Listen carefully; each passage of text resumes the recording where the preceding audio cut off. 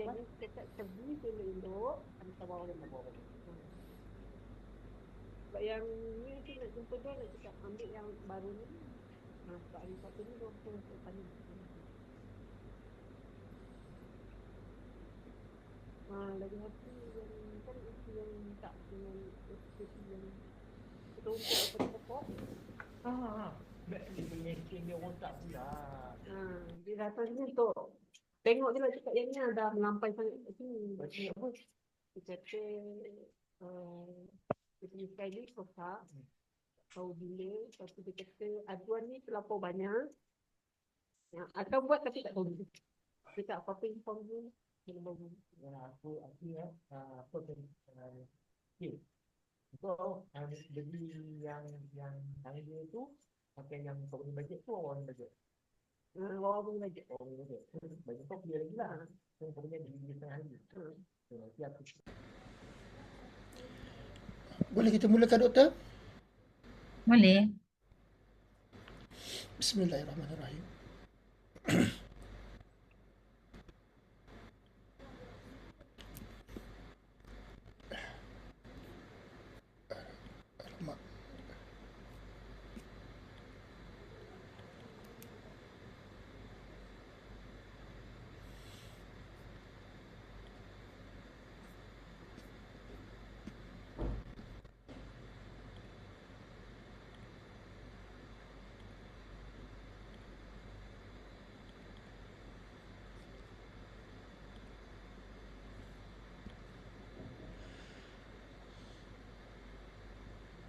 Okay. Assalamualaikum warahmatullahi wabarakatuh.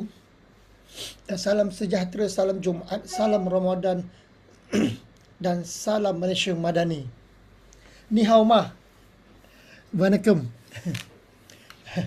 Apa khabar semua?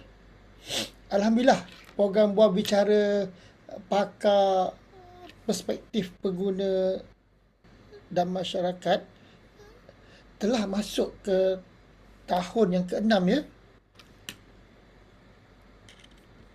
Hello. Ada suara saya? Dengar. Hello. Ada. Ada ya? Sebab saya kena maafkan yang saya punya ni. Bluetooth ni problem sikit.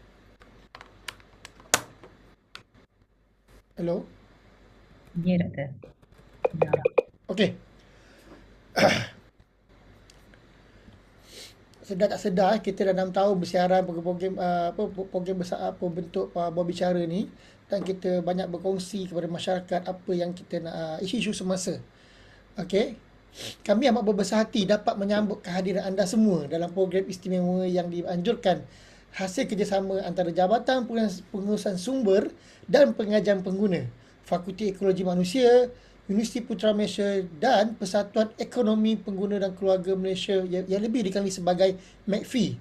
Sebab kadang-kadang ada orang sebut mafia. Mafia. So bunyi dia macam ganas tapi sebenarnya sebutan dia betul adalah MACFI. So ini merupakan persatuan berkisarkan kepenggunaan dan ekonomi keluarga Malaysia.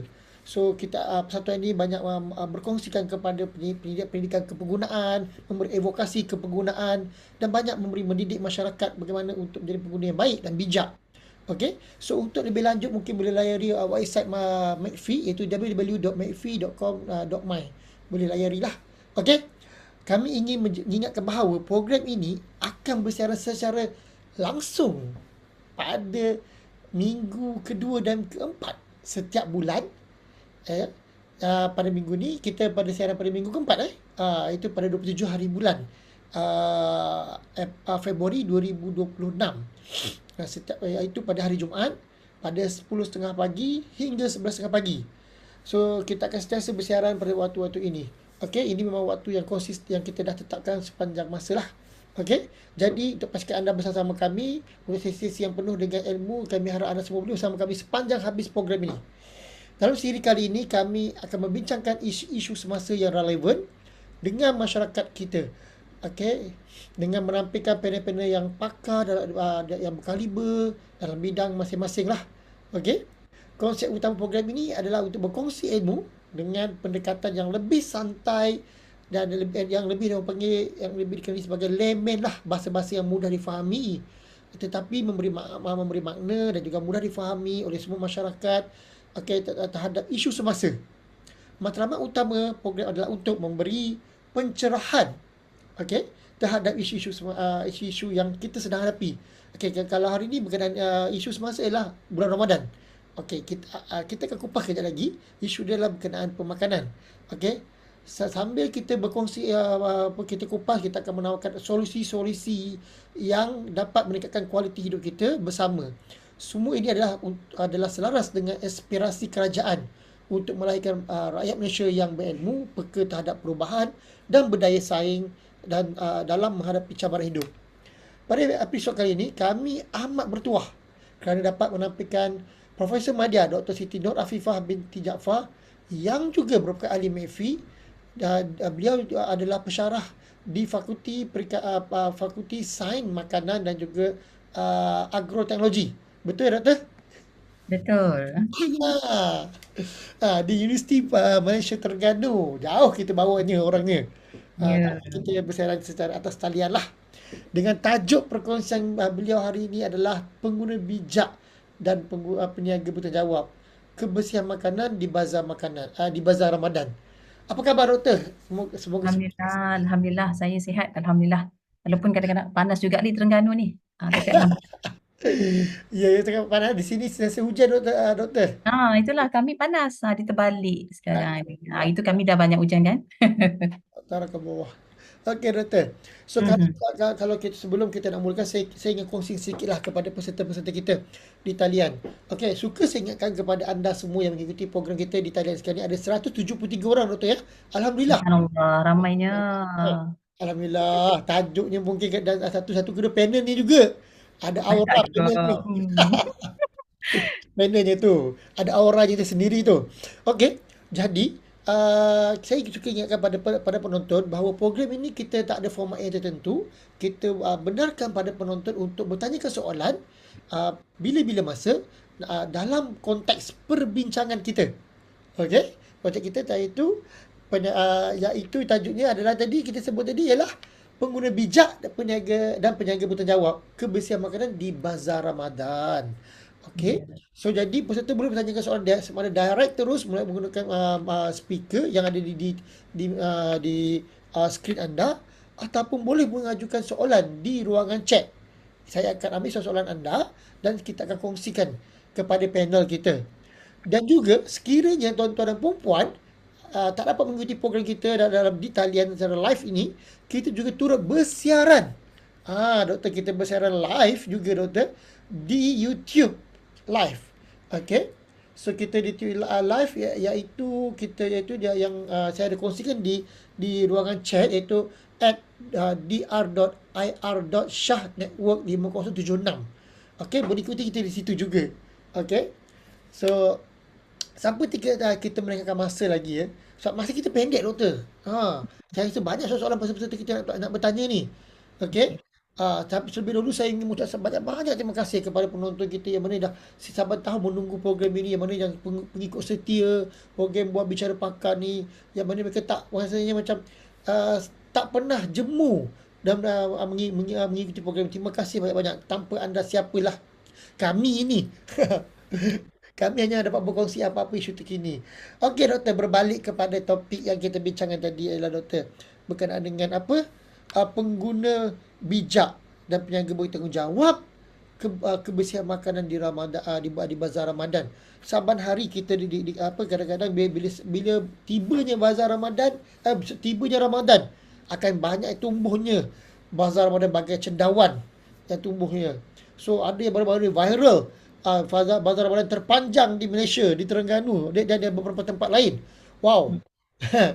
Tapi persoalannya, Doktor, bagaimana makanan itu dihidangkan, disediakan dan apakah ada segi konteks hygiene-nya? Ini yang kita nak kongsikan. Dan kadang-kadang kita lihat harganya kadang-kadang wah akbar. Tapi betulkah nilai itu, kebersihan itu menjadi setara dengan yang kita bayar itu, kita dapat nilai kebersihan kualiti makanan itu? Doktor. So jadi saya tak naklah cakap panjang. Jadi saya ingin bertanya Doktor secara ringkas dulu. Kita buka sikit mukadimah ni dengan ringkas. Okey, boleh doktor terangkan pada saya atau daripada penonton kita juga, apa yang dimaksudkan dengan kebersihan makanan di bazar Ramadan dan mengapa ia penting dalam konteks masyarakat di Malaysia? Terutamanya doktor, di Malaysia lah, di masa bulan Ramadan. Dipersilakan doktor. Terima kasih Dr. Irwan. Terima kasih kerana mengundang saya ya Dr.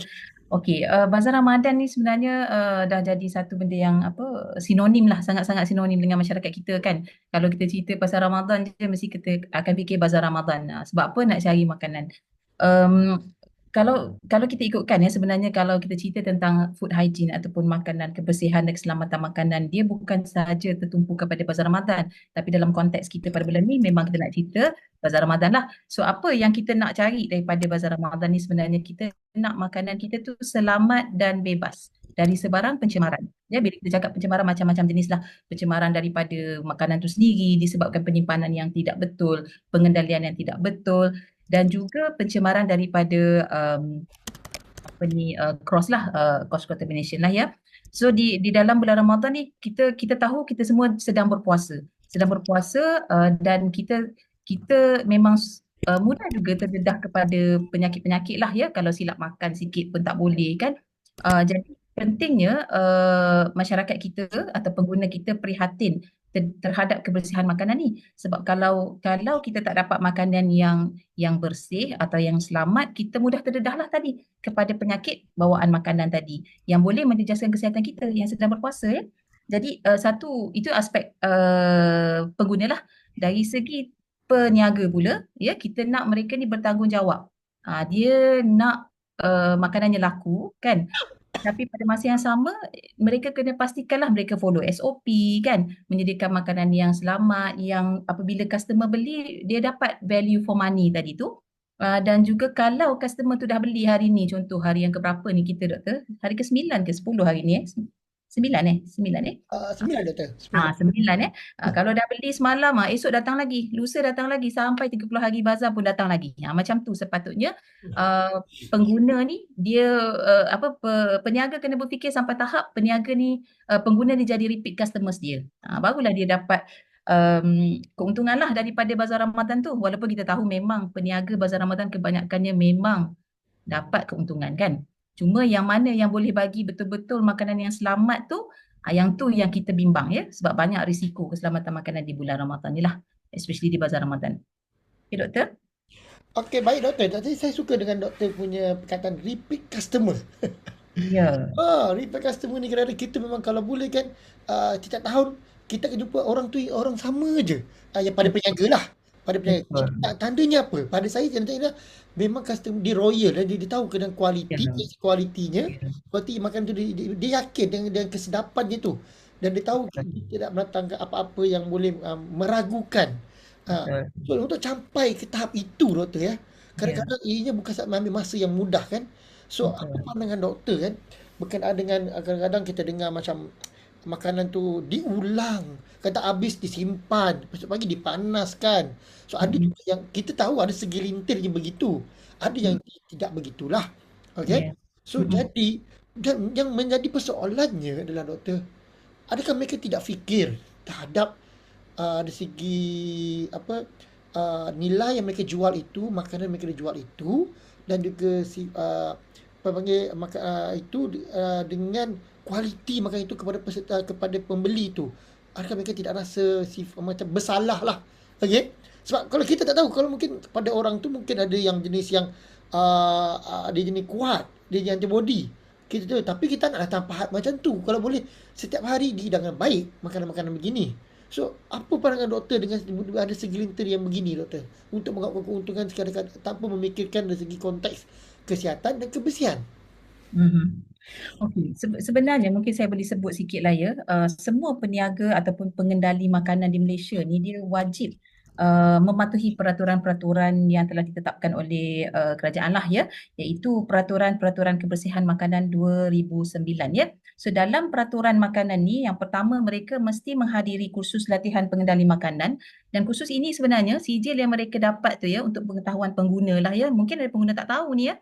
Untuk pengetahuan pengguna, sijil kursus latihan pengendali makanan ni sebenarnya valid sepanjang hayat. Maksudnya kalau pengendali makanan dah attend dia dah tak perlu attend lagi dah, ya. So yang tu yang pertama. Yang kedua, mereka mesti mendapatkan suntikan typhoid, dan suntikan ini valid selama 3 tahun. Meaning after 3 years mereka perlu cucuk semula lah, ya. Dan yang ketiga, mesti memiliki kad kesihatan yang sah, dan yang terakhir, mematuhi amalan pengendalian makanan yang selamat. Okey, 1, 2 dan 3 tu biasanya mereka akan fulfill. Tapi yang keempat ni, sikap. Ada banyak masalah sikap di sini, ya. So saya sebut sikit amalan pengendalian makanan yang selamat. Yang pertama, pakaian. Dari segi pakaian, mereka mesti memakai apron bersih berwarna cerah. Berapa banyak yang kita pergi ke pasar malam ke, bazar Ramadan ke, yang pakai apron warna hitam. Sebab konon-konon macam tak nampak lah kan, dia punya apa-apa yang kotor ke apa kan. Yang kedua, penutup kepala. Yang ketiga, kasut bertutup lah yang biasa. Dan kemudian berkenaan kebersihan diri dan amalan lah, ya. Dilarang memakai aksesori, memotong kuku pendek, menjaga kebersihan tangan, memakai glove, ya. Tidak merokok, dan menggunakan peralatan yang tidak peralatan memasak yang berasingan lah, bahan mentah dan makanan masak. Lalu kita lihat sikap lah, saya kata ini berkenaan dengan sikap. Sebenarnya masyarakat kita ni dah bijak dah sebenarnya. Ya, kita sekarang dengan media sosial memang masyarakat kita ni sangat terdedah kepada ilmu-ilmu tentang keselamatan makanan. Lepas tu dia sangat alert dengan benda-benda yang viral. Contohnya kalau satu benda yang yang nampak negatif, yang boleh tak tahulah, saya tak pasti itu memang sekarang ni budaya ke orang menyebarkan benda-benda yang negatif. Tapi untuk tujuan pendidikan atau awareness kepada pengguna, saya rasa tak ada masalah untuk kita beritahu, okey, bazar Ramadan gerai ni ada masalah ni. Isap rokok contoh, for example lah, kita tak tahulah ada ke tak. Lepas tu penggunaan glove. Glove ni kadang satu glove tu dia pakai glove, tangan tu lah yang dia akan ambil makanan, tangan tu juga dia akan pegang duit. Saya rasa kebanyakan daripada kita memang akan perasan lah. Jadi saya rasa sikap peniaga ni sebenarnya kalau mereka faham yang itu adalah satu tanggungjawab mereka, amanah mereka, dan saya mungkin boleh sebutlah sebagai ibadah mereka juga. Dan mereka akan kekal dengan mindset yang aku tak boleh buat benda yang tak elok macam ni. Aku kena pastikan tak ada orang sakit perut kalau aku jual ni. Kalau dia ada mindset tu, insyaAllah dia orang akan okey lah. Tapi masalah sekarang ni, masyarakat kita ni sangat-sangat prihatin. Jadi mereka sepatutnya berubah lah. Peniaga patutnya lebih bertanggungjawab dalam penyediaan makanan, ya. Sebab masyarakat kita dah pandai pilih. Dia dah boleh pergi kepada orang yang dia familiar. Kalau saya akan pergi kepada peniaga yang saya familiar sahaja. Sebab saya takut anak-anak saya masih lagi kecil, vulnerable lah kita kata, sekolah rendah lagi. Dan kanak-kanak dia tak tahu. Dia tahu, okey, ayam goreng. Ayam goreng, budak-budak suka ayam goreng kan. Kita beli ayam goreng, dia terus makan. Tapi tanggungjawab kita lah pula sebagai ibu bapa untuk melihat dulu makanan tu. Gunakan 5 senses yang kita ada. Rasa tak boleh lah, ya, sebab kita puasa. Gunakan mata kita dan sebagainya lah. Jadi sikap peniaga ni sebenarnya dia yang tidak peduli ni sebenarnya yang boleh bawa kepada food poisoning tadi itulah. Jadi sebenarnya kita ni macam dua entiti, peniaga dan pengguna adalah dua entiti yang sebenarnya sangat berkait rapat lah. Maksudnya kalau kita tak pergi kat customer, dekat peniaga ni, dia tak ada hasil jualan, dan mereka kena pastikan dia bagi kualiti yang baik untuk makanan, kualiti makanan yang baik untuk pengguna, so that pengguna keep coming back. Tu dia punya gerai lah.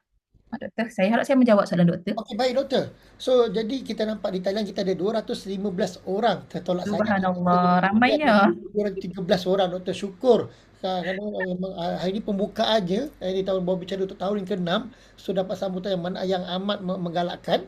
Okey, jadi saya suka ingatkan kepada penonton, sekiranya ada soalan-soalan yang ingin bertanya kepada panel kita, boleh majukan bukan topik yang ingin dikongsikan, yang kita kongsikan sekarang ini. Okey, sebab boleh tanyakan berkaitan isu-isu yang mungkin di tempat tuan-tuan dan perempuan, apa yang diamalkan segi harga ataupun kebersihan, apa pakaian yang digunakan. So boleh majukan, sebab benda-benda ini yang kita hari-hari hadap. Kadang-kadang hari-hari pergi. Kan? So jadi saya tadi doktor sebut je doktor, ya, berkaitan sikap nombor 4 tadi tu, pakaian, pada segi topi, dan juga berkaitan lain lah. So saya kadang kita nampak kadang antara pihak ini adalah benda-benda yang tak diambil perhatian Berat. oleh peniaga kita sendiri. Ada mereka ada yang mereka kukunya panjang, agak berkutek berkala-kala. Konon-kononnya apa? Nak cantik. Konon-kononnya lah. Lepas tu dengan rambutnya bergerebang semua bagai semua tu. Tapi itu pandangan mereka. Tapi dari konteks kebersihan itu, dia mengundang pelbagai perkara yang kurang baik. So itu satu keadaan, doktor. So saya nampak ini menjadi isu yang kurang yang tidak baiklah. Dan juga saya nampak sebelum bazar Ramadan baru-baru ini, doktor, ya, kita terdapat satu isu agak viral. Sekarang masyarakat kita bila apa-apa sikit viral. Peniaga ni letak harga barang makanan itu donat sampai RM10 pun viral. Itu makanan. Itu satu hal lah, bab harga. Saya tak nak sentuh hari ni, topik kita bukan sentuh pasal harga. Kita sentuh pasal kebersihan. Okey. Saya nak sentuh sedikit lah, doktor, berkenaan dengan isu viral sebelum bazar Ramadan itu di salah satu di permis kedai ini yang berkenaan makanan itu recycle, dibasuhnya ni, lepas tu ditunjukkan sekian, so betul viral. So adakah ini mungkin berlaku juga di suasana kita Ramadan yang mulia ini, dan apa implikasinya dan apa persepsinya? Sebab tadi sebutnya nak repeat customer lah, nak dapat keuntungan lah. Sekarang kita dengar kadang-kadang bila bazar Ramadan untungnya berbelas ribu lah semua kan. So ini akan memberikan implikasi yang kurang baik. Tapi boleh tak doktor ulas sedikit berkenaan dengan konteks hak pengguna bijak tu? Doktor. Boleh doktor kongsi sedikit, doktor? Okey. Sebenarnya yang doktor sebut tadi berkenaan dengan makanan dipanaskan semula tu kan, yang ni sebenarnya kita tak boleh nak apa saya cakap kalau saya tak tahulah kan benda tu betul ke tak betul berlaku kan, sebab kita tak nampak unless makanan tu sampai. kalau betul video tu diambil di kedai tu betul lah kan di tempat disediakan makanan disediakan betul lah tapi kalau sebagai pengguna lah sebagai pengguna kita spend money kan, kita beli makanan tu di bazar Ramadan dan kita memang sepatutnya kita berhak lah untuk mendapatkan makanan yang selamat dan juga bersih.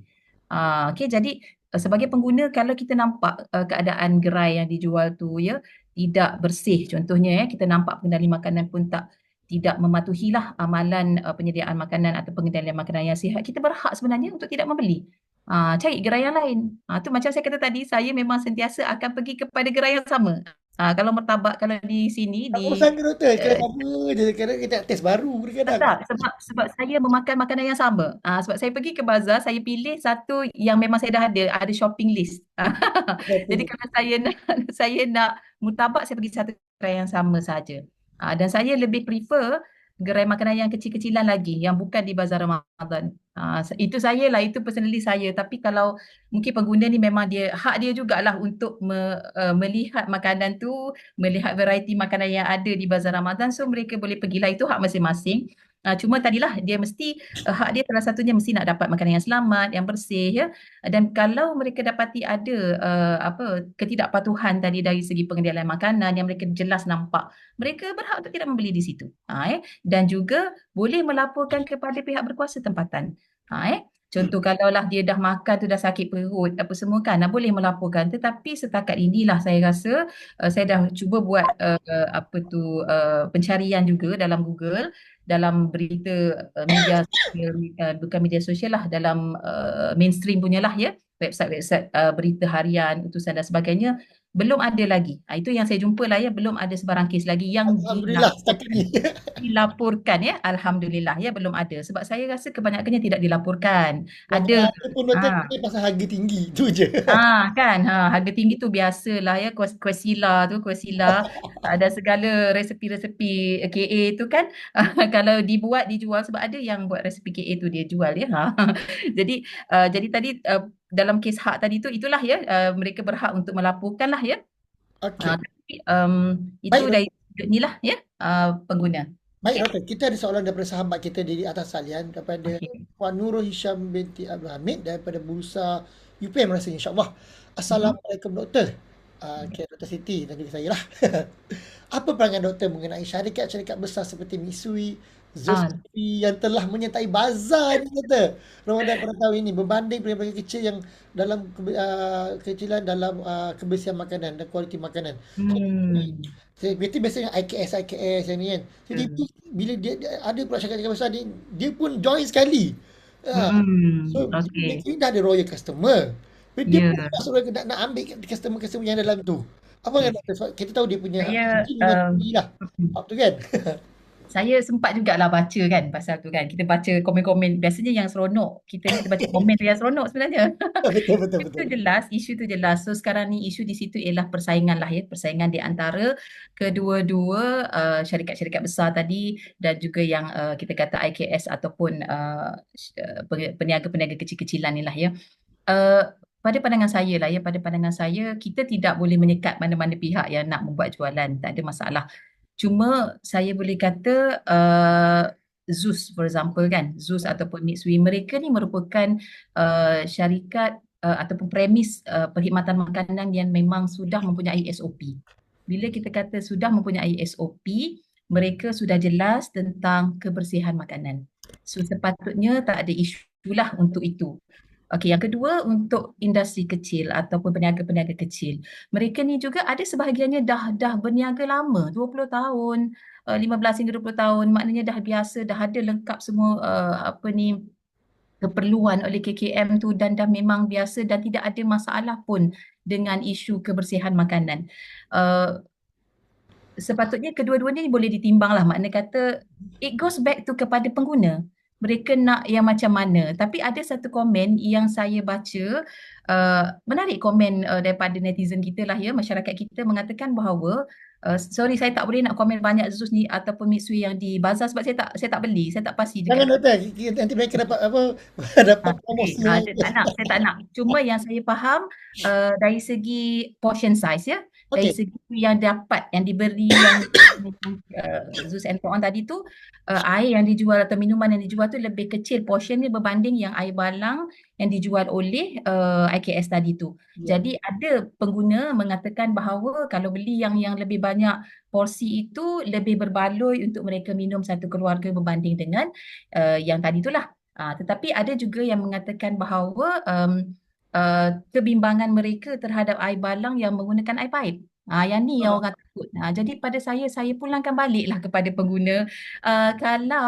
Kalau rasa berbaloi dengan duit yang dikeluarkan untuk beli yang company besar tadi, go ahead. Boleh beli 5-6 cup sekalipun tak ada masalah. Kalau rasa yakin dengan peniaga yang memang again familiarity, sejauh mana kita biasa dengan peniaga itu, you kena pergi semula ataupun kita kata belilah pada tempat yang kita betul-betul nampak jelas apa tu tahap kebersihannya lah.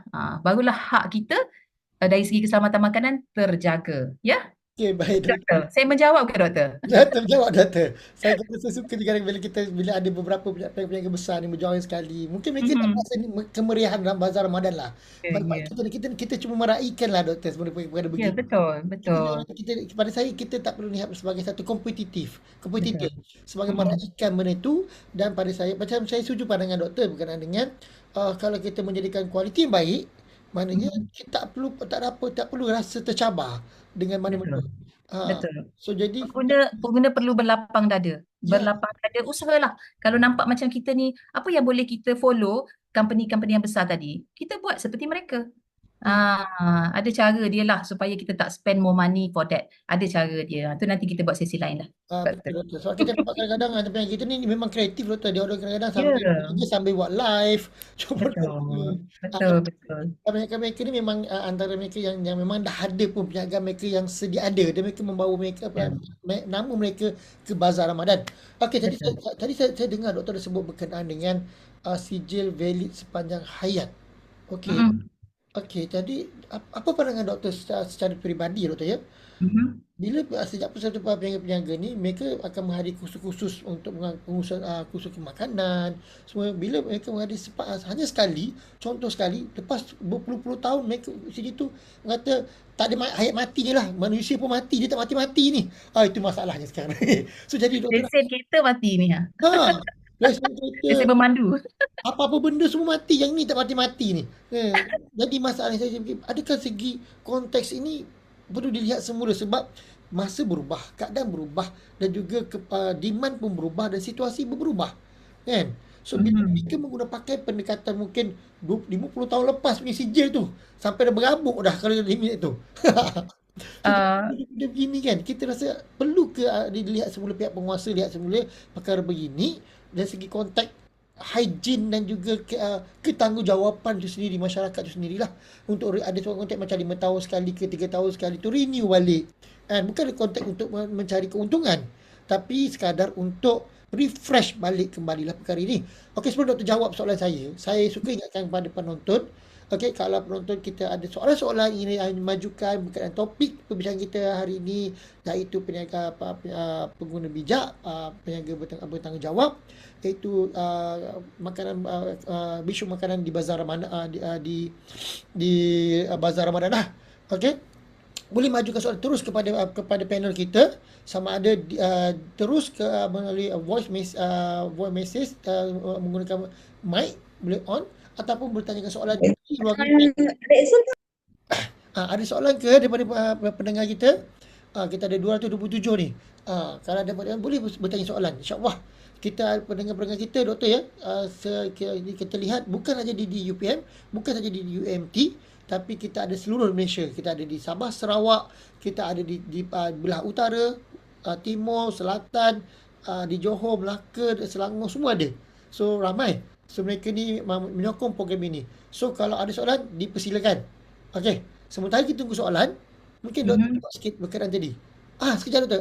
Mungkin doktor jawab pendek saja, lepas tu kita ada soalan daripada sahabat kita. Siapa kita jawab soalan daripada audience dulu? Sebab saya boleh. jawab pendek biasanya. Okey. Ni daripada Wahah. Okey. Salam. Okey, persaingan sengit di antara peniaga bazar menyebabkan peniaga akan display makanan dengan cara terdedah untuk menarik perhatian. Kadang-kadang saya tolong libaskan lalat sekali. Dia pun tolong. Apa kaedah terbaik untuk bantu peniaga-peniaga dari segi promosi jualan yang lebih selamat? Doktor, ini benda yang saya kadang-kadang fahamlah juadahnya orangnya satu kaki, juadahnya 5-6 kaki panjangnya. Banyak juadahnya. Tak terkejar lalatnya. Betul. Pandangan doktor bagaimana pada isu ni?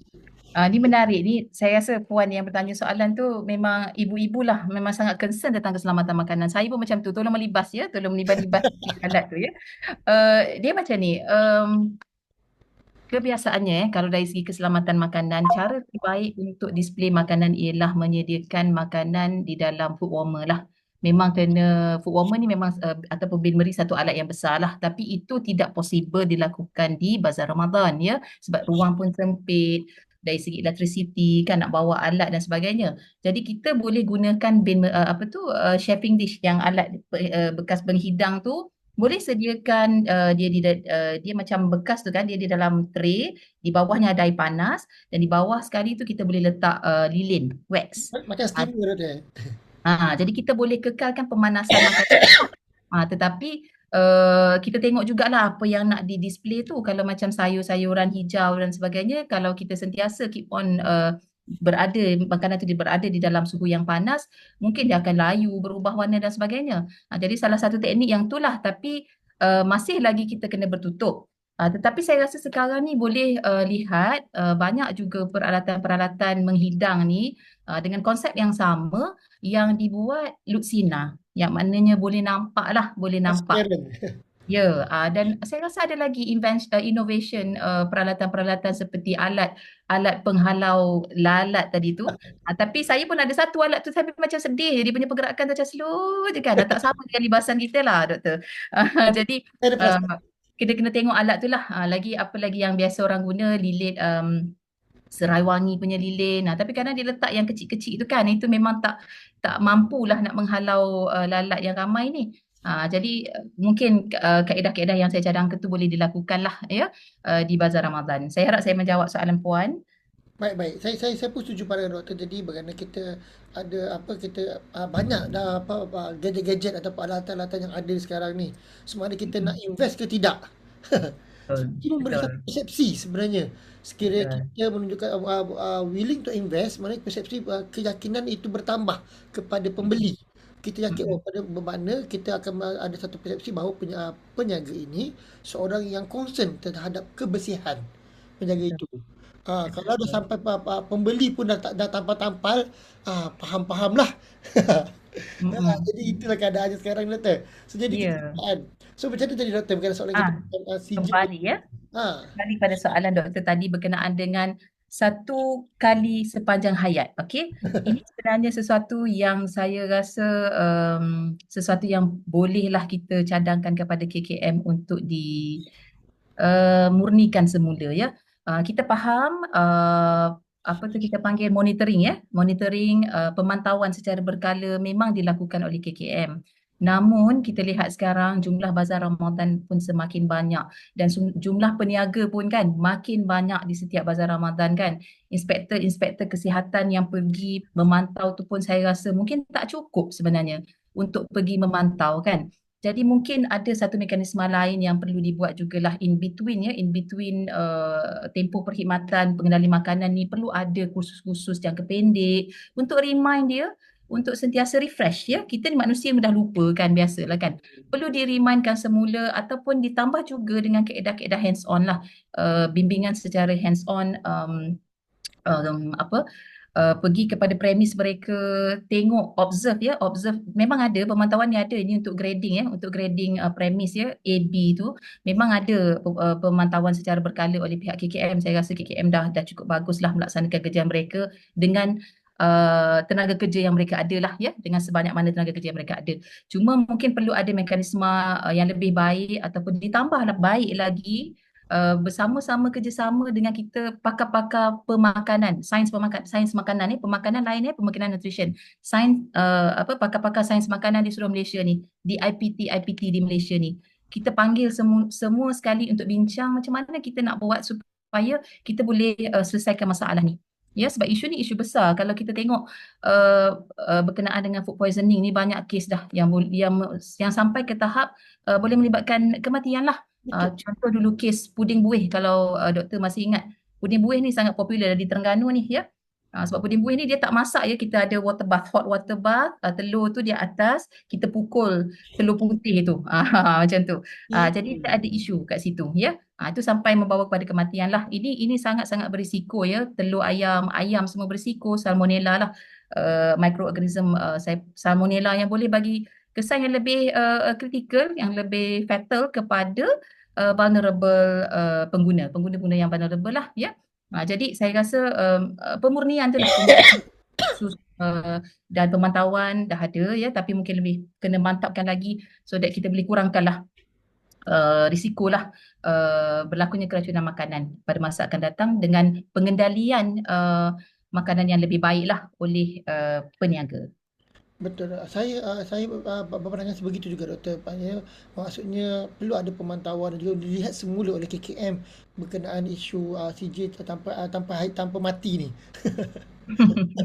So jadi benda ni sebenarnya bukan kita nak lihat dalam konteks untuk menyusahkan, tetapi untuk refresh balik keadaan suasana berubah dan juga permintaan berubah dan juga keadaan semua juga environment kita berubah. Doktor, tadi kita sebut pasal bazar Ramadan. Ada juga, saya cuba lari sedikit, Doktor ya, berkenaan konteks. Ada juga peniaga menggunakan kaedah menggunakan daripada bazar Ramadan, menghantar makanan-makanan itu ke rumah-rumah. Itu satu mana ada juga menggunakan konteks online juga, bazar Ramadan secara online. Dipanggil konteks bazar Ramadan online. So jadi itu benda yang saya rasa itu lagi agak sukar berbanding yang kita nampak. So pandangan doktor kan, ada yang peniaga menggunakan pendekatan macam saya sebut tadi, satu influencer yang agak famous tadi kan, yang ramai anak murid sekarang kan. Yang ada sekarang, saya tak nak sebut nama lah, nanti promosi saya tak dibayar royalty. Saya tak nak sebut nama. Saya dah sebut dah tadi, doktor. Itulah, doktor kena dapat royalty. So jadi tak apa. Jadinya kita nak benda-benda gini, kita tak pertikaikan dari segi teknik dia. Tetapi yang menyediakan jualan secara atas talian, yang menghantar dari rumah ke rumah, dari segi konteks kebersihan di mana Doktor? Dia panggil bazar online. Bagaimana Doktor? Tadi kita cakap bazar secara atas fizikal. Itu kita boleh pilih, kita dah tahu orang-orang ini, kita nampak dia punya macam mana karakternya. Tapi yang di online ni atas gambar saja, Doktor. Doktor. Okey, ini menarik ni. Ini menarik untuk kita bincangkan sebab saya pun tak perasan ya. Ini saya terlepas ya, satu yang trend yang saya terlepas ya. So maksudnya doktor, saya nak minta pencerahan pada doktor. Dia masak, orang tengok dia live, lepas tu peniaga ni pergi hantar ke rumah lah macam tu COD lah, something like that So dia ada yang buat apa promosi di media sosial, di Facebook dan mana. Siapa nak order sikit-sikit waktu hantar.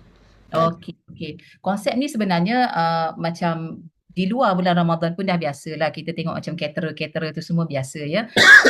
Macam biasa kita memang tak boleh nampak tempat penyediaan ya. Tak boleh nampak ya. Yang boleh nampak hanya KKM, sekiranya berlaku kes KKM dia boleh pergi. Kita memang tak nampak.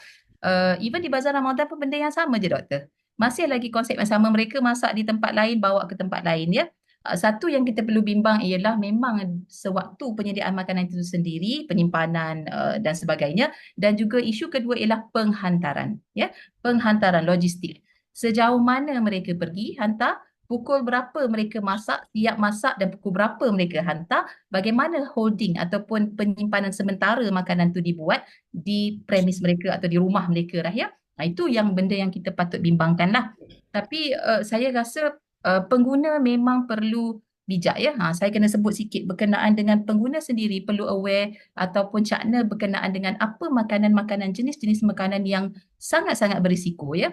Yang pertama mungkin saya boleh sebut high protein food lah, ayam ya.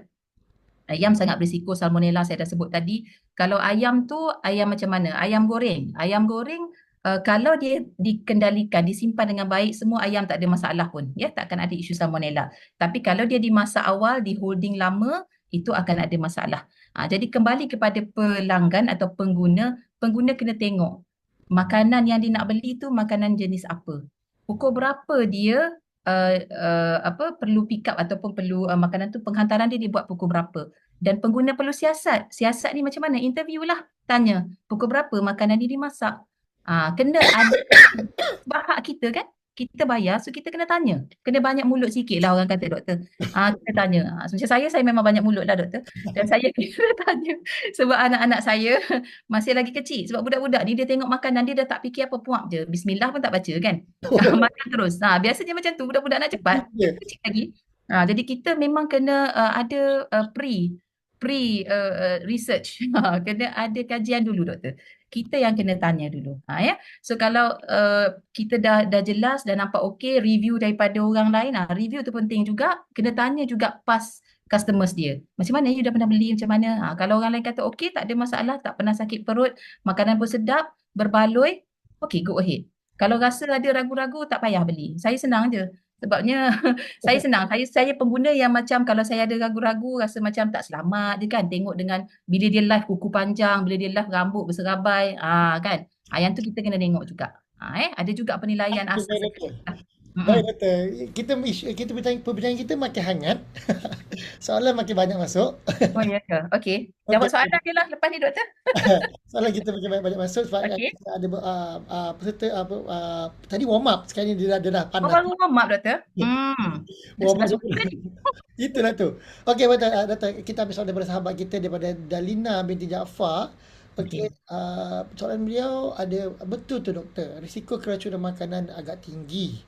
Boleh tak kita panaskan balik semula makanan ni? Ni saya suka ayat ni. Semula yang kita beli sebelum makan.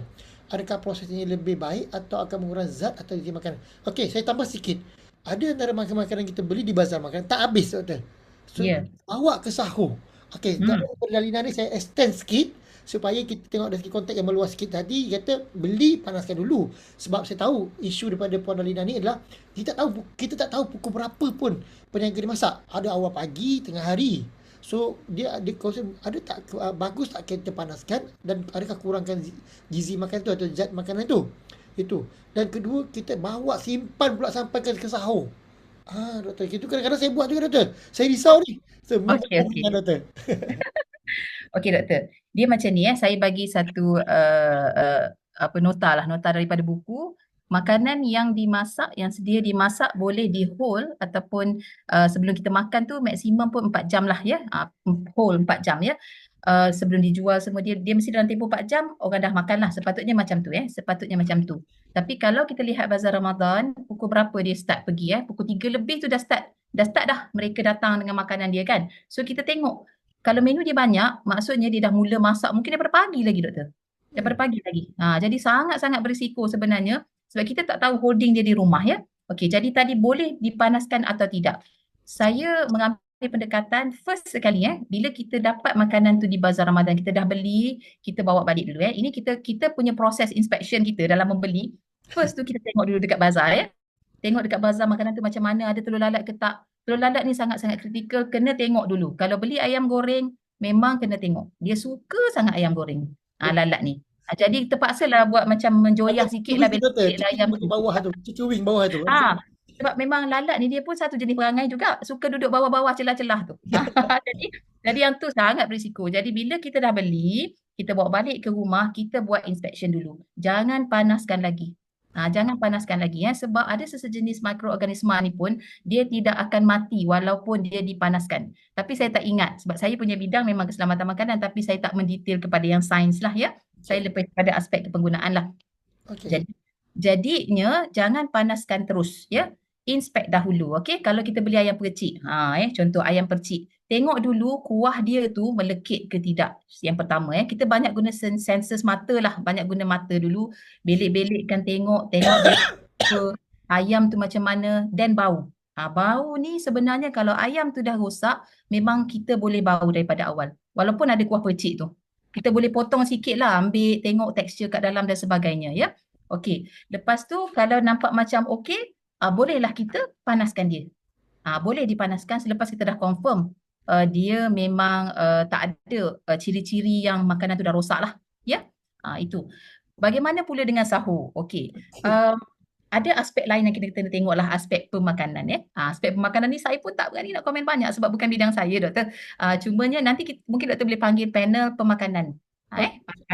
Pemakanan pula untuk dia komen tentang tu. Cumanya adalah saya baca-baca jugalah ilmu-ilmu yang tentang reheat reheat makanan ni.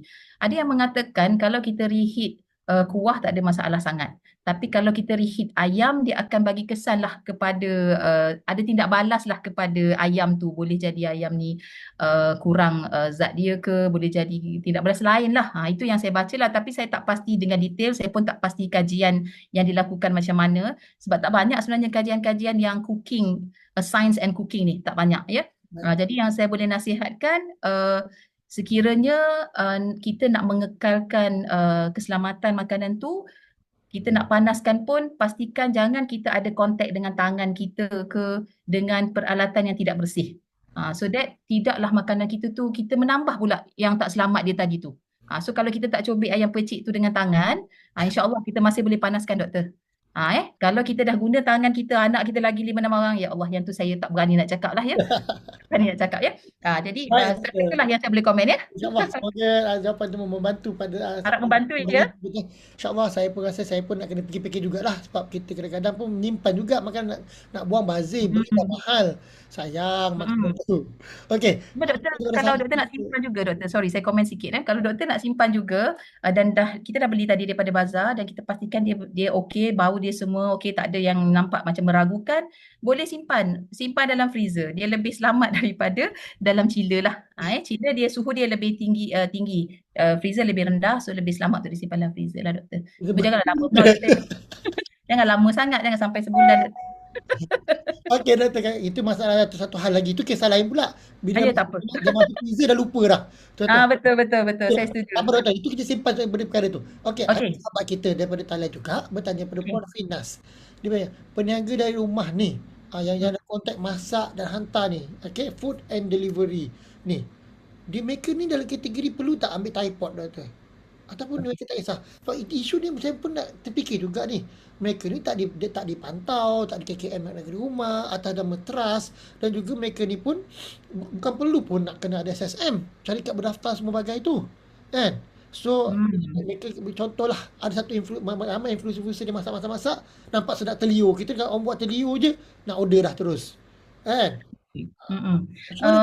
Dari segi pendaftaran tu sebenarnya, kalau mereka ni ada SSM ataupun perniagaan lah, memang dia kena daftar kan. Tapi memang banyak yang tak berdaftar pun. Saya rasa KKM sangat alert dengan perkara ini dan memang KKM pun ada keluarkan garis panduan keselamatan makanan home based. Ya, memang KKM ada keluarkan. Cuma again, saya tidak pasti kecaknaan atau sejauh mana peniaga-peniaga kita ni melihat benda ni. Dari segi pemantauan, saya tak pasti sama ada KKM pergi kepada bisnes-bisnes yang macam ni. Saya tidak pasti ya. Jadi soalannya tadi, saya rasa saya lebih suka tengok pada hak pengguna lah ya. Jadi pengguna sendiri sekali lagi kena bijak lah. Kena bijak menentukan patut ke tak patut dia beli di tempat di home base punya ni lah. Tapi again konsep yang sama saja doktor, masih lagi peniaga bazar dia buat di rumah juga. Dia buat di rumah. So berbalik kepada pengguna lah untuk memilih ya makanan mereka lah ya. Betul. Tadi doktor sebutnya makanan yang kita beli biasanya secara commonnya boleh tahan selama 4 jam. Lepas tu Ya. berlakulah sedikit perubahan dari segi kualitinya, inspectionnya itu kan. So, doktor kata, saya suka dengan tip doktor bagi tadi, buat inspection. Jadi kita sendiri penguasa kan. Ya. Kita belek-belek lah celah-celah chicken wing tu lah semua tu kan. So Ya. itu kalau kita sempat doktor. Kalau anak-anak ni kalau sampai rumah ni bila nak buka dah lapar sangat tak sempat. Nampak grab terus, scroll terus laju. Dah separuh tu baru nampak ada telur lalat. Aduh. Wah. Itu yang kita kadang-kadang rasa macam alamak. Jadi kan, itu tak apalah. Ya. Itu isu yang kita terlepas pandang dan khilafnya kita ni bila kita mungkin kelaparan tu. Okey, ada ni soalan daripada ini saya kena sangat ni. Ini adalah daripada presiden kita sendiri, MEFI, Prof Ahmad Hariza. Okey. Ini soalan. Sekiranya pengguna terdapat penjual yang mengabaikan kebersihan atau menemui objek asing dalam makanan, apakah langkah proaktif yang boleh diambil selain daripada hanya meninggalkan ulasan negatif di media sosial? Itu satu soalan je. So kalau kita nampak ada benda asing, contohnya ada rambut lah, ada benda-benda yang kita rasa macam kenapa ada benda ni? Ada lalat mati lah, ada apa serangga kan. So, adakah cukup memadai sekadar kita ambil gambar, step sharing? Adakah cukup sekadar itu, soalan itu? So, itu soalan pertama. Okey, dan kita bagi soalan negatif. Bagaimana cara terbaik untuk membuat aduan yang berkesan? So, apa terbaiknya? Okey. Pada pandangan panel, apakah fenomena ini sekiranya fenomena sekadar trial by media yang mematikan usaha peniaga kecil atau ia adalah benteng terakhir pengguna yang berjaya memaksa semua pihak untuk lebih bertanggungjawab. Nampaknya presiden kita dia pull 3 soalan sekali jalan. Doktor kena remind saya satu-satu doktor. Yang pertama tadi aduan ya doktor? Ya, berkenaan dengan aduan, memang pihak yang bertanggungjawab, pihak berwajib ialah Kementerian Kesihatan Malaysia lah ya. Kementerian Kesihatan Malaysia, saya rasa sekiranya pengguna ada sebarang aduan memang perlu direct lah kepada mereka melalui SISPA KKM lah ya. Di situ boleh dibuat aduan. Detailnya saya pun tak berapa pastilah, tapi boleh dibuat aduan di sana. Dan andai kata ada kenalan-kenalan di KKM pun boleh melalui mereka juga, dan mereka akan ada salurannya lah yang sepatutnya lah untuk tujuan tersebut. Dan soalan kedua tadi doktor berkenaan dengan kesan cara terbaik untuk buat aduan yang berkesan. Cara terbaik masih lagi saya rasa ke KKM direct, sebab kita bukan pihak berwajib. Kalau orang bagi tahu saya pun saya akan cakap tak payah pergilah kat situ next time.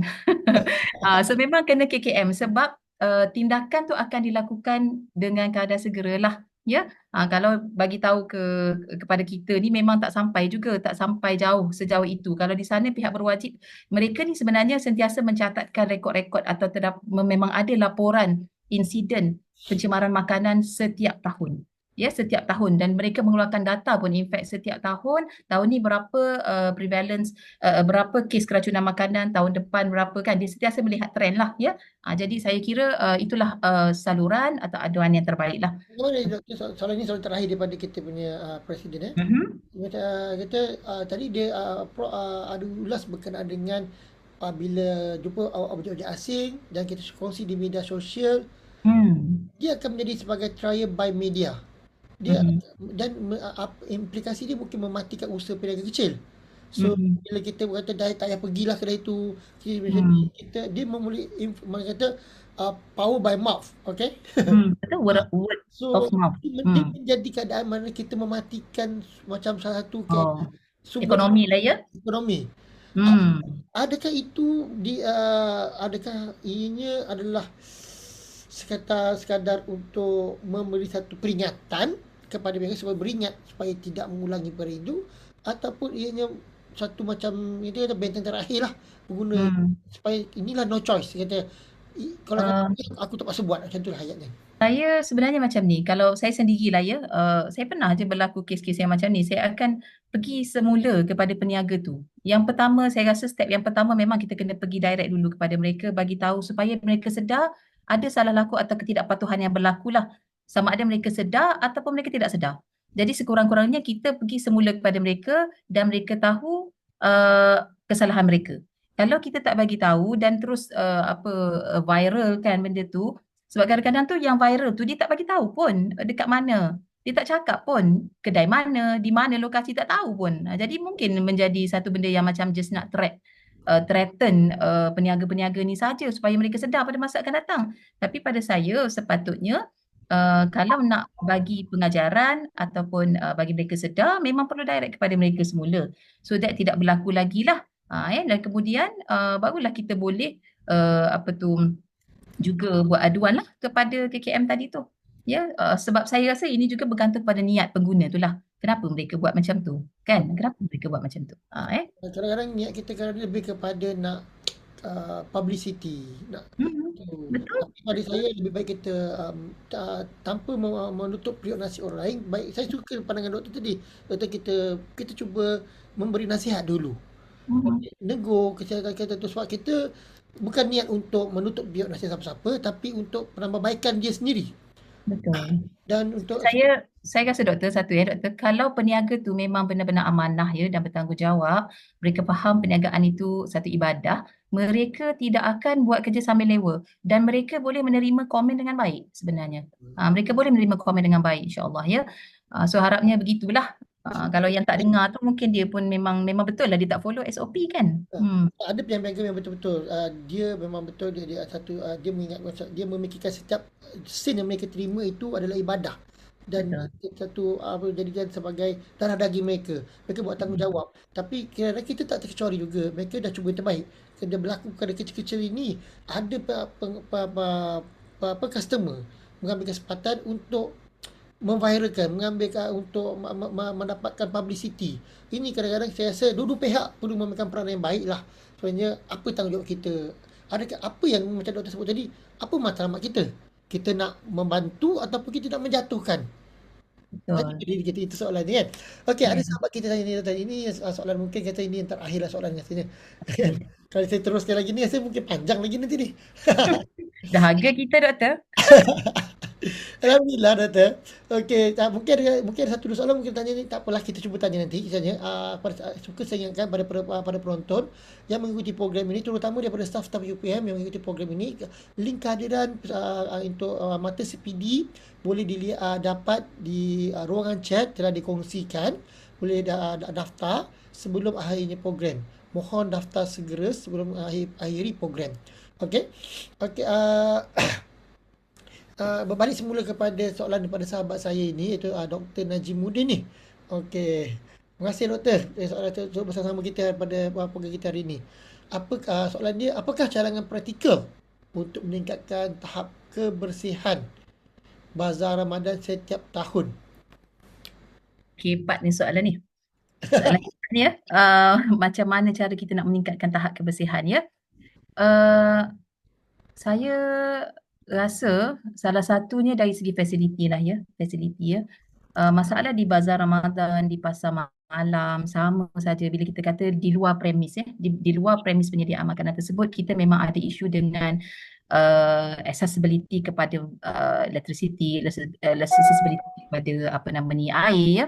Jadi yang pertama mungkin sudah sampai masanya untuk bazar Ramadan ke pasar malam ke, dia ada satu tapak yang bukanlah tapak apa kita nak cakap yang boleh yang tak tetap lah.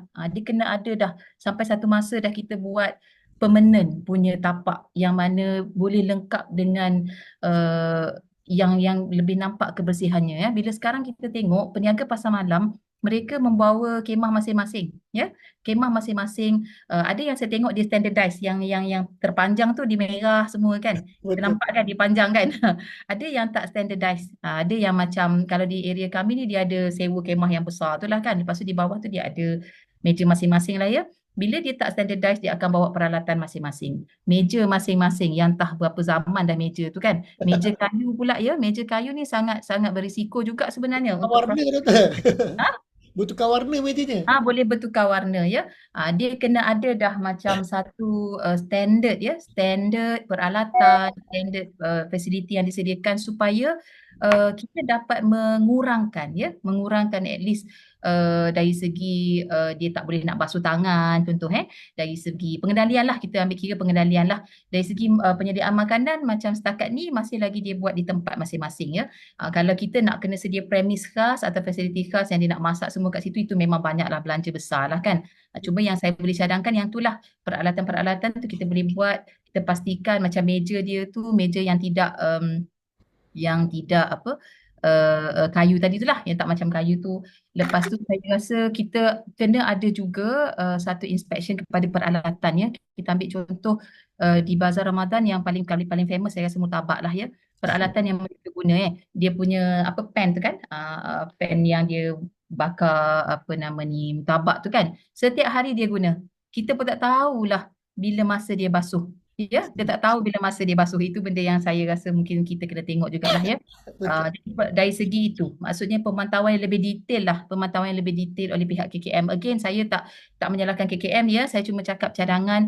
Tapi saya faham tenaga kerja KKM tu mungkin tidak mencukupi untuk pemantauan yang sebegitu. That's why saya kata tadi perlu ada bantuan ataupun kerjasama dengan pihak IPT. Macam saya sendiri, saya banyak terlibat untuk bantu UMT lah dari segi pembimbingan dan pemantauan kafe di dalam UMT untuk kita pastikan pekerja-pekerja ni, peniaga-peniaga, food handlers ni dia faham. Tapi memang saya cakap sangat-sangat mencabar. Kita ada tim kita dalam pensyarah dan juga staf sokongan yang kita pergi buat pemantauan di kafe. Kita bantu pihak kesihatan, pusat kesihatan universiti lah sebab mereka pun tak ramai staff jadi itu yang mungkin kita boleh inilah sama-sama bekerjasama untuk fikir idea tu. Macam mana kita nak buat lah ya. Kalau saya seorang hari ni pun mungkin idea saya ni tak betul kan. Tak begitu tepat. Jadi kita kena berbincangkan bersama-sama lah untuk menjawab. Baik, betul. So jadi kita sedar kita dah sejam 4 minit. Kita borak-borak ni dan saya bersyukur juga doktor. Alhamdulillah.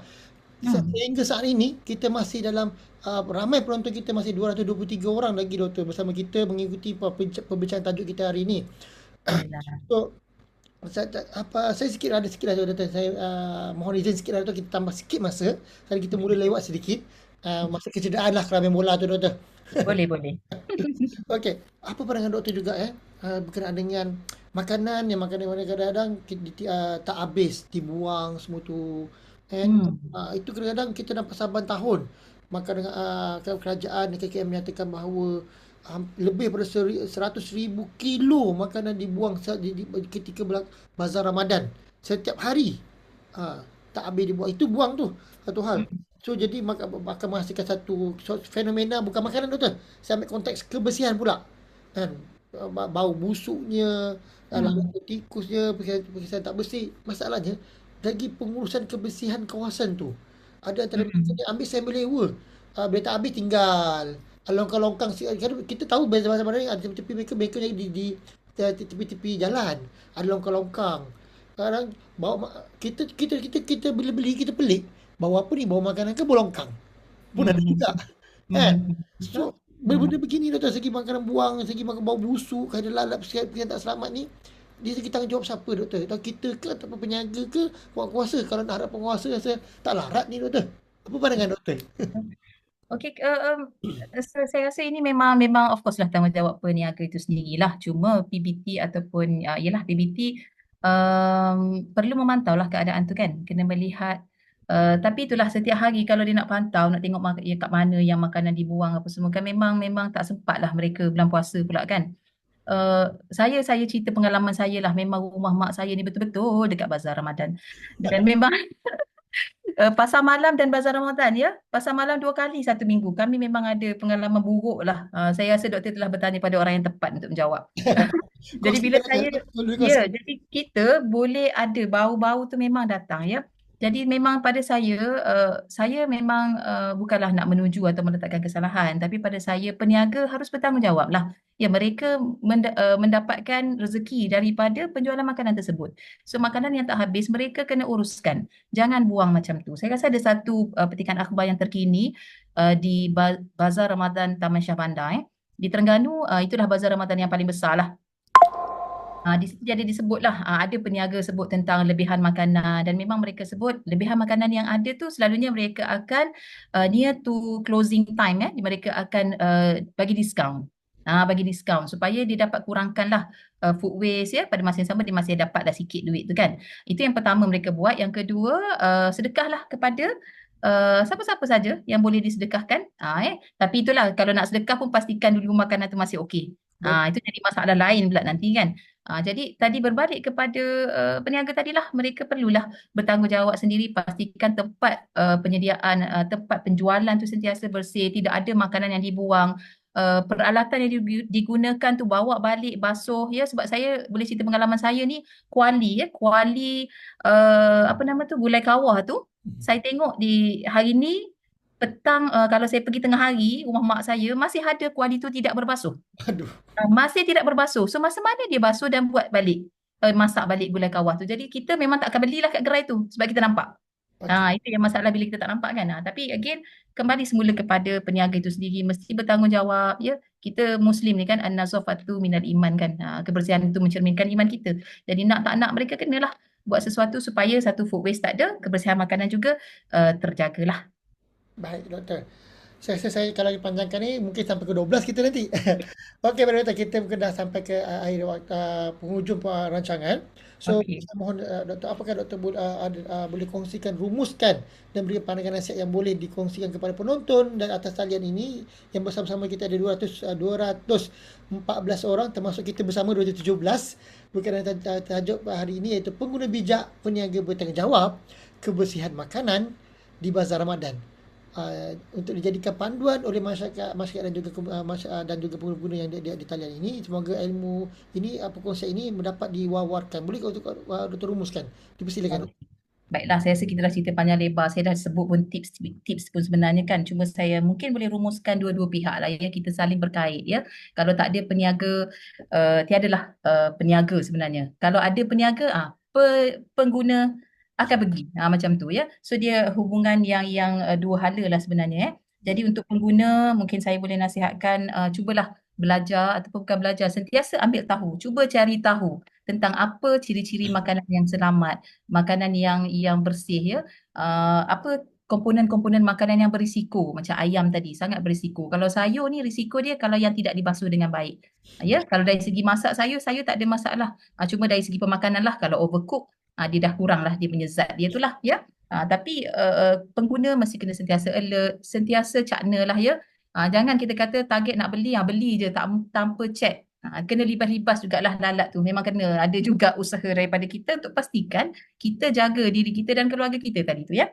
Okey, untuk peniaga pula mesti kena tetapkan dalam diri lah ya. Yang beberapa kali saya sebut perniagaan tu satu ibadah ya. Dia mendapatkan rezeki ya daripada situ. So perlulah mereka amanah untuk mendapatkan rezeki yang halal ya dari segi ilmu yang mereka dapat daripada latihan pengendali makanan tu mungkin macam doktor kata tadi satu kali saja sepanjang dia berniaga itu tidak cukup. Sentiasalah perbaharui ilmu mereka, sentiasa follow SOP, sentiasa tegas lah. Maksudnya dengan diri sendiri kena tegas. Aku rasa macam aku malas nak pakai glove ini, tak boleh. Kena buat. Aku rasa macam malas nak basuh apron aku. Basuhlah apron tu. Ya, jadi bila orang tengok, ini sebenarnya kalau dalam jangka masa pendek mungkin tak nampak. Jangka masa panjang mereka akan tahu kesan buruk kepada bisnes mereka lah. Saja doktor yang mungkin saya boleh cakap. Satu lagi doktor, inspect makanan ya. Semua pengguna kena jadi inspektor makanan ya. Kena jadi inspektor makanan setiap kali beli makanan. Kena apa orang kata, kena cerewet sikit lah. Kena cerewet sedikit untuk pastikan kesihatan kita dan keluarga kita terjaga. Okey, baik doktor. So banyaklah tips yang doktor bagi dan nasihat panduan. Semoga panduan-panduan ini antaranya doktor sebut tadi, semoga panduan ini menjadi jadi satu panduan diri kita bersama. Antaranya doktor sebut tadi, perniagaan ini adalah satu amanah. Okey, peniaga itu sendiri kena ada sifat ibadah tu. Ibadah tu sendiri. So kita kena tahu setiap sen yang kita terima itu adalah menjadi darah daging kita. Kita mesti ada tanggungjawab dan juga berdisiplin. Jadi kerana ia macam doktor sebut tadi adalah doktor menyatakan bahawa memang kita tak nampak jangka pendeknya kesannya, tapi jangka panjangnya kita akan repeat kembali dan datang tanpa melihat yang lain. So memang kita sekarang mungkin kita rasa macam susah ketika itu untuk menukarkan amalan yang mana kita kurang baik, tapi dia memberi kesan yang jangka panjang. Lepas tu lagi sebut tadi dia tak inspection makanan. Maksudnya kita tak boleh mengharapkan penguatkuasa KKM saja. Mereka pun tak mampu. Kita juga adalah penguatkuasa, menjadi duta kepada mereka, doktor ya. So Ya. kita harus sampaikan kepada mereka, kepada KKM, ataupun kita tegur secara berhemah, jangan pula bergaduh. Tak puas hati bergaduh pula dia. Ya. Jangan. So jadi kita tak tegur secara berhemah dan kalau dah tak boleh itu barulah kita gunakan kaedah yang lain lah. So sebab kita perlu sebab kita ni orang Malaysia ni penuh dengan adab dan tata susilanya. Jadi kita kaya dengan benda itu, gunakan kekayaan itu dengan supaya ianya menjadi satu ibadah dan juga amalan, dan juga kalau kita ingin dihormati, so kita juga sama-samalah bersama-sama membuat yang terbaik, yang buat amalan yang terbaik. Masa yang kita dan saya boleh rumuskan daripada perbincangan kita tadi, kita jaga kita. Ya. Hashtag. Kita jaga kita. Baik doktor. Okey, saya akhiri perbincangan kita hari ini. Memang banyak ulasan doktor, memang macam-macam. So kadang-kadang memang hangatlah perbincangan kita hari ini. Pembukaan pertama hari ini, topiknya memang hangat. Panelnya memang kata macam mengalahkanlah influencer yang hebat tu juga. Doktor jangan. So, jadi topiknya pun sesuai dan juga kita berbicara secara santai tetapi penuh dengan berilmu supaya bermanfaat lah. So jadi saya sudahi, wabillahi taufiq wal hidayah. Yang kurang itu datang daripada saya, yang daripada kami juga, yang lebih itu daripada Allah Subhanahu Wa Taala. Kami memohon kepada anda semua. Semoga apa yang kita dapat kongsi-kongsi ini memberi manfaat pada semua. Okey, semoga kita dapat berjumpa lagi pada isu yang akan datang pada minggu kedua dan minggu keempat setiap bulan dengan topik-topik yang berlainan, dengan isu-isu yang semasa dan juga isu-isu yang boleh memberi manfaat kepada anda semua. Tahulah hak anda semua. Okey? Hak kita tanggungjawab bersama. Okey, saya ucapkan terima kasih kepada semua penonton-penonton mengikuti program kita hari ini. Assalamualaikum warahmatullahi wabarakatuh dan selamat berpuasa dan tidak ketinggalan selamat menyambut Ramadan kepada semua. Begitu juga kepada panel kita, iaitu Dr. Siti Nur, Profesor Madya Dr. Nur Afifah binti Jaafar yang jauh daripada UMT dan sudi bersama kita. Terima kasih banyak-banyak doktor. Terima kasih Makfi. Okey, kalau tak keberatan, boleh tak kita rakan sahabat-sahabat kita semua on camera, kita nak bergambar sekejap, boleh ke? Kita bergambar semua, sesi bergambar kita kan, boleh ke? Kita mau kongsi. Terima kasih Prof Presiden bersama-sama kita.